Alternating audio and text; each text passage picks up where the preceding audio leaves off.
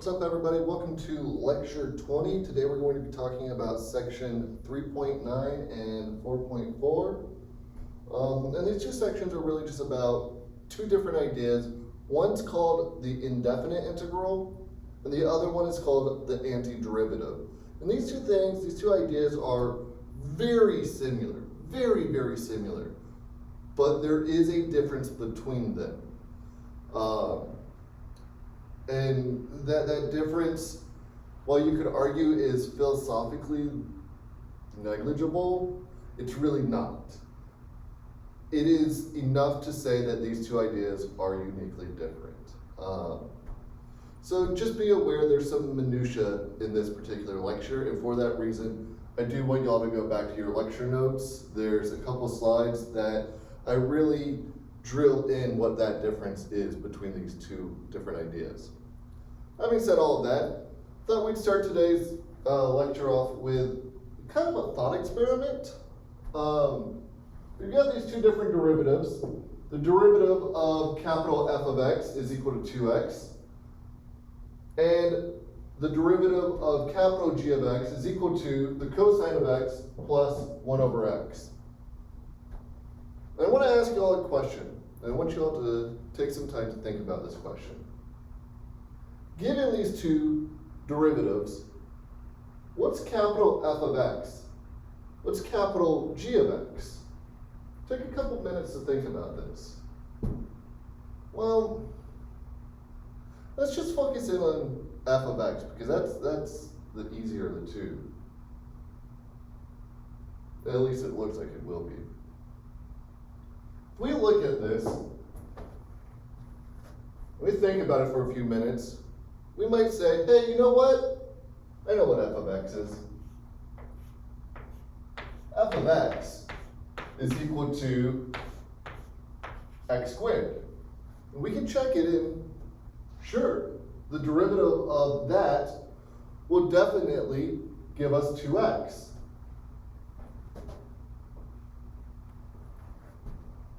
But someone else might come along and say, you know what? No, that is not F of x. Capital F of x is equal to x squared plus 1. And someone else might come along and say, no, you're both wrong. Capital F of x is equal to x squared minus pi. And so on and so forth, etc., right? And we could, like I just insinuated, go on about this till ad nauseum, or in ad nauseum. But looking at this, a pattern has already started to arise, hasn't it? The only real difference between all of these different F of x's is the addition or subtraction of a constant, right?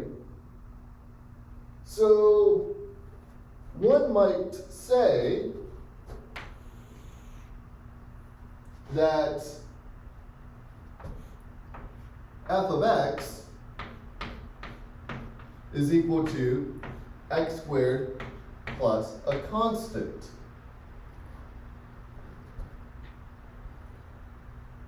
Let's think about this for a couple seconds.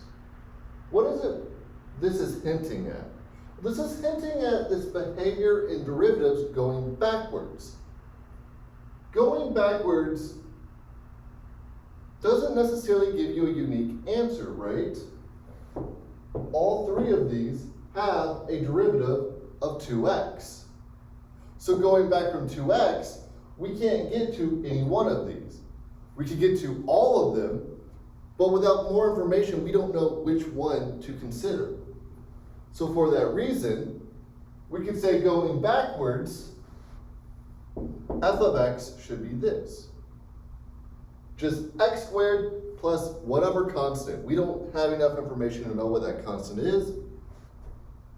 So let's just use it as a placeholder. It's just a constant. It's something. This idea is the idea of the indefinite integral. The indefinite integral answers the question, if this thing is a derivative of a function, what might that function be? And without more information, we can know what that function is up to a constant. That is to say, plus or minus some constant value, right? So take a minute to think about what that means for this thing. Well, the function whose derivative is cosine is sine, and the function whose derivative is 1 over x is the ln of x. So, doesn't that mean g of x should be sine of x plus the ln of x plus some constant? Because we don't know up to a constant what that original function was. We just know that it looks like all of that plus a constant, right? So let's write all of this out. Let's actually formalize what I'm saying.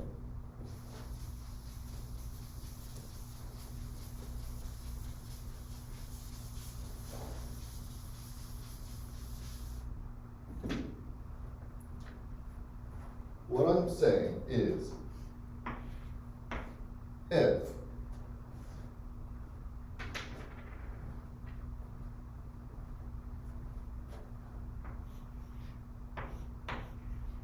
d dx of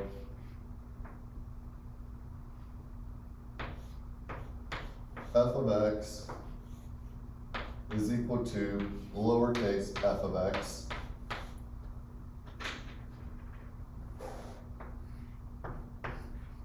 then the integral of lowercase f of x with respect to x is equal to f of x plus a constant. And this is the indefinite integral. Okay, what the hell is that? That's some crazy new notation. There's this funny s thing. There's some dx. I don't know what's going on here. Good, that's why I'm here, to help you, right? So what this is saying is, if lowercase f of x is the derivative of some function, then when you go backwards, you're going to get that function up to a constant. You don't know what that constant is. It could be whatever you want it to be. It could be whatever the data requires it to be. But it's going to be your function plus some constant. Hell, that constant might even be 0. That's convenient. Now, about the notation, what's happening is we're saying you're applying the indefinite integral to f of x. Now, the notation, piece by piece, this thing, this funny s, is called the integral sign.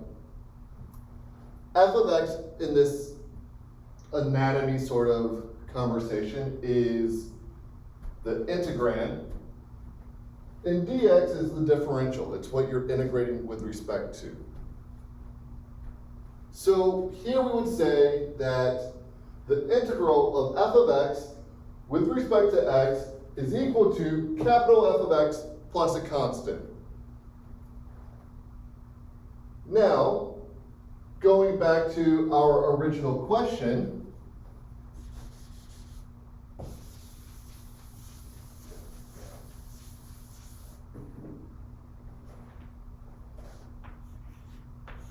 given that d dx of f of x is equal to 2x,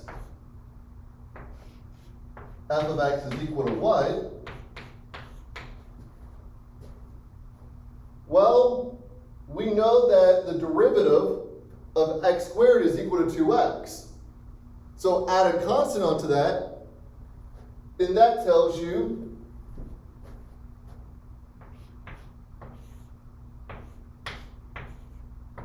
what the indefinite integral of 2x with respect to x is.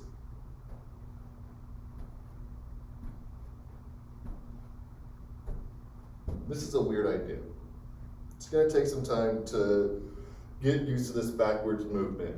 We've been working from a function, apply the derivative, get the thing, the new function, the f prime, whatever, right? Now we're going to go in the opposite direction. And the reason why we spend so much time on derivatives in this class is because really it makes most of the stuff with integrals a lot easier to understand. It's just a matter of going backwards, assuming we spent enough time on all that, right? So, like I started to say, give yourself some time to think about this. Pause the video and look at a couple example problems. That's really honestly what I would suggest. Just open up the book and look at a few examples. Having said that, I'm going to keep chugging along. Alright, so I'm going to go over these two quick examples and then I'm going to move on to the antiderivative. In this first example over here on the left, we want to apply the integral, the indefinite integral, to 3x squared. We can think of that in a very particular way. To solve that indefinite integral is to answer this question, right? What function could I add a constant to, then apply the derivative to all of that and get 3x squared? Well, look at this for a little bit and we might think, this looks like something that might use the power rule. So we need to find some way to get a 3 out front and a 2 in the power. So we might start applying the power rule and try to work our way backwards. And in doing that, we come to the conclusion, this has to be x cubed plus a constant. And we can check that. Apply the derivative to x cubed plus a constant, and you're going to get 3x squared. Awesome, great. So that works. Now, coming over here to the left, I guess y'all's right, my left. Yeah, I just had to do that. And yes, you saw me make the L. I do that. But coming over to this other problem here, we've got the indefinite integral of secant squared with respect to x. Well, this one's easy, isn't it? Because the derivative of tangent is secant squared, so the derivative of tangent plus a constant is secant squared. So the indefinite integral of secant squared, that's just going to be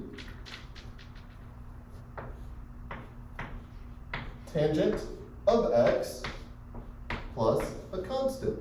And that's it. That's all she wrote. So seeing these two examples, let's move on to the antiderivative. Okay, so moving on to the antiderivative, the best way to think of the antiderivative is as an indefinite integral, but where that constant is defined. So literally the only difference is instead of saying any constant, you have a particular constant. Maybe that constant's 0, maybe that constant is pi. Doesn't matter. It is f of x plus a particular constant. And really, the only time that I can think of anyhow that we have an antiderivative properly, or that when we find the antiderivative properly, is when we solve a system of equations like this. Now what this is saying is you're going to take the indefinite, blah, blah, blah, blah, wow. Words were like, they were stuck in my mouth there for a second. What we're going to do here, what this is all saying is you're going to take the indefinite integral of f of x with respect to dx. And then you're going to hold this condition to be true and use that to solve for your constant. So, as an example, we're going to take the indefinite integral of secant squared with respect to x, and we're going to hold that indefinite integral needs to be such that, or rather, that antiderivative needs to be such that when x is equal to 0, our function is equal to 4 pi. Okay, well, looking at this, first thing we see is, well, we just solved this indefinite integral a minute ago. The indefinite integral of secant squared of x with respect to x is equal to the tangent of x plus a constant. Okay, well, now we know that from this condition here,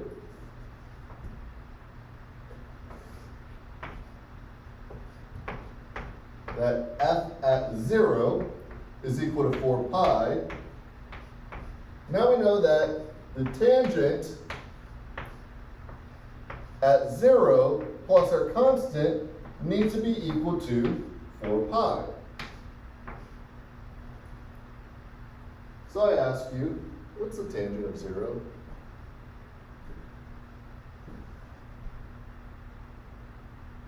Zero, right? Yeah, it's y over x. dy dx, not dy, delta y over delta x. So that's going to give us 0 over 1. Cool.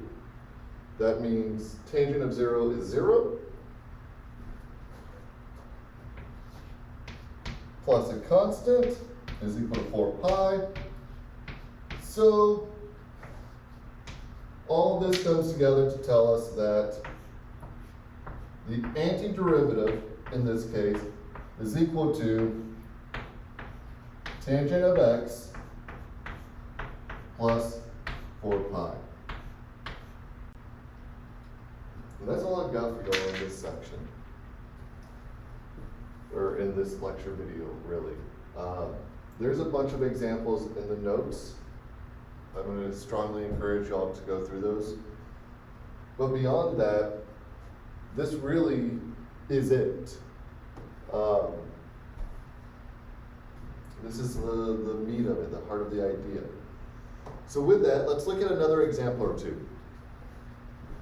All right, so looking at these two examples, the first one we've got over here on the left side is we're trying to find the antiderivative of cosine of x plus 1 over x, provided that that antiderivative, when x is equal to 1, is equal to 4.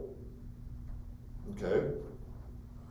Well, working backwards, we know that the only function whose derivative is cosine is sine.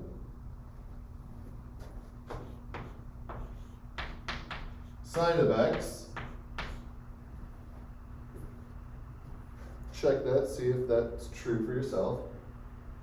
Then, the only function whose derivative is 1 over x, well, that's going to be ln of x. And then we need to add a constant. And I should say the ln of the absolute value of x. We'll talk more about that later. Why there's that absolute value, we'll get to that in another lecture video. But for now, just take it at face value that it's actually the ln of the absolute value of x. Now, we want this condition that this is equal to 4 whenever x is equal to 1. We want that to be true. So we're going to put all of this together now to say, all right, well, that means the sine of 1 plus the ln of the absolute value of 1 plus a constant is equal to 4. Well, the ln of the absolute value of 1 is just 0. So all of this gives us the sine of 1 plus 0 plus a constant is equal to 4. And finally, that tells us that our constant has to be equal to 4 minus the sine of 1. So altogether, we now know what our antiderivative is. We started with the indefinite integral. We found that. Then we found what that particular c has to be. Now, looking at this other example, all we want to do is find the indefinite integral of it. We just want to integrate that thing. Yeah. I know. I just skipped that other problem. Yeah, we're going to come back to that in just a second. But first, I need to go over a couple common integrals, just some forms that show up. I realized after doing that that last example, I realized that it would help to go through these to help with the next problem. And it probably would have helped beforehand anyhow too, but we're getting to it now, all right? I apologize, I don't have anything beyond that. Now, this first integral is just saying that if you're taking the indefinite integral of c times a function with respect to x, well, that's the same thing as saying c times the indefinite integral of your function with respect to x. Just pull that c out, integrate f of x dx, then multiply by that c. That's all it's saying. On the other hand, we have the integral equivalent of the power rule. So if you have x raised to some nth power, where n is not equal to -1, well then the indefinite integral of that function, so the indefinite integral of x to the n with respect to x, is equal to 1 over n plus 1, that whole quantity, that fraction, multiplied by x raised to the n plus 1 power. Plus a constant. Don't forget the constant. So that reminds me, everyone's going to forget the constant. That happens. We all do it. I will count off points if you do it on an exam. So for that reason, make a habit of remembering it. I will take off points on an exam. Let me say that one more time.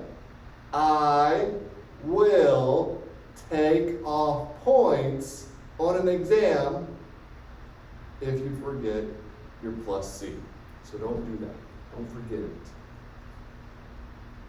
Having said that, moving on. It's just a mistake we all make. It's a really common one. Literally everyone has forgotten it at some point. So I'm going to be a hard ass about it to help you not forget it. But moving on. The integral of e raised to the x with respect to x is equal to e to the x plus a constant. The indefinite integral of the sum or difference of two functions with respect to x is the sum or difference of the integral of each individual function. The integral of b raised to the x with respect to x is equal to 1 over the ln of b, all of that, multiplied by b raised to the x, all of that, plus a constant. Cool. And finally, the indefinite integral of 1 over x dx is equal to the ln of the absolute value of x plus a constant. Okay, now normally in my lectures in person, at the beginning of the semester when we were talking about derivatives, I would have given this as a derivative for y'all to work out. I would have given y'all like 10 minutes in class. And I would have made a big fuss about it because this is another integral that everyone likes to mess up. Everyone likes to forget the absolute value of x here. They love to forget that it's the ln of the absolute value of x. We all do it. We all forget that. For that reason, I again am going to be a hard ass about it. Do not forget it. Do everything you can to remember it. In fact, what I would suggest all of you do right now is pause this video. Wait till I'm done talking, but pause it once I'm done talking. Pause the video and take the derivative of this thing. You're going to have to use a piecewise function. And remember how that works. But when you do that, you'll see why this comes out to be what it is. Why this works this way. Having said that, now you can pause the video and take that derivative and do all that. Assuming you just unpause the video, now we're going to go check out that example problem that I just skipped a second ago. Or probably by now like 5 minutes ago, because I like to hear myself talk apparently. Alright, now returning to that problem, looking at this thing, we could use one of those previous rules right away, right? We could use that sum and difference rule. Yeah, we can break this thing up into two different integrals. The integral of 3x with respect to x plus the indefinite integral of 4x squared dx. Well, that doesn't help a whole lot because there's still other stuff in here, right? Yeah, we still have that 3x, that 4x squared. Not done. This is looking like it might suck. I promise it won't though, because this next step is practically the last one. Practically, there's one more after that. But then that's the last one. There's no other last step. Anyhow. Next up here is to pull out these constants. And we can do that because of that constant multiple rule, right?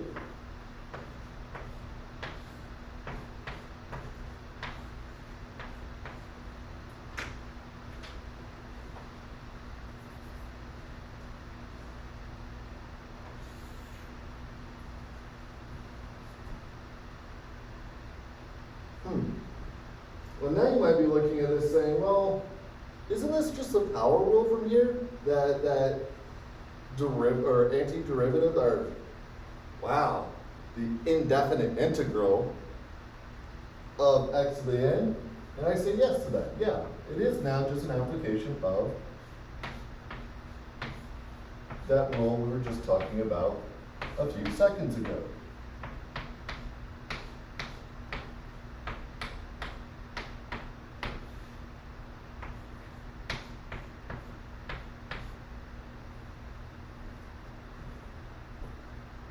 Now all we have to do is apply that rule.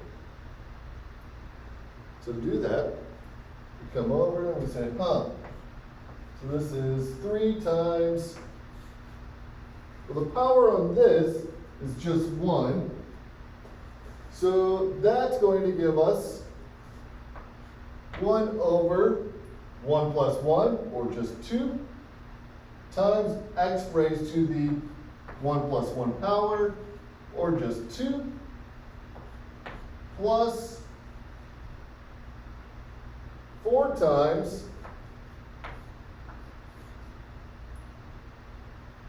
n is now 2 here, so that gives us 1 over 3 times x to the third power, all of that plus a constant. Now you may be looking at this saying, whoa, whoa, whoa, whoa, wait. You forgot your constant in both of these. You're right, I did. I didn't write those in. Why not? Well, because really, once we actually simplify this the rest of the way, they all just turn into a new constant. And just to show this, I'm going to add all those extra last steps that I said I wasn't going to. Let's see what this all looks like when we include those c's.